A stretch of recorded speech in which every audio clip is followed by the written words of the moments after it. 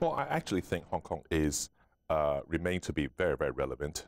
You have to look into the evolution of the regional dynamics, the economic development, and therefore the roles change as well. If you look back 20 years ago, the region, if you include Greater China and perhaps North Asia, it only accounts for 10% of the world's GDP, 10% of the world's trade. Today, it's more than 25%. So within that dynamics, you're talking about a much bigger economic bloc, which requires a central international financial center to connect the dots. And that's where Hong Kong kicks in. Now, even today, if you think about the foreign direct investment into China and outbound direct investment from China, 60% of FDI going into China and more than 60% of outbound investment channels through Hong Kong.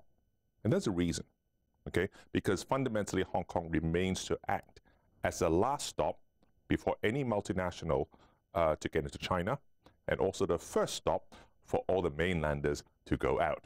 And that role remains very, very relevant. You said in a recent interview that you're confident that Hong Kong's role as a regional and international financial hub won't change in the next 20 years if it does a good job. We talked about China opening up its own doors, and Singapore is also playing an increasingly important role. Given the current circumstances, where does your confidence come from? Well, I think China's opening up its economy, particularly its financial system, fundamentally changes the dynamics and also creates new opportunities which otherwise weren't available. The whole opening up of China's capital markets, the whole development of RMB internationalization, the whole Belt and Road flows, and the mainland wealth, all these will not have happened without China opening. And that's where Hong Kong continues to play a very important conduit role, both in terms of fund flows going in and flows coming out. I'll give an example.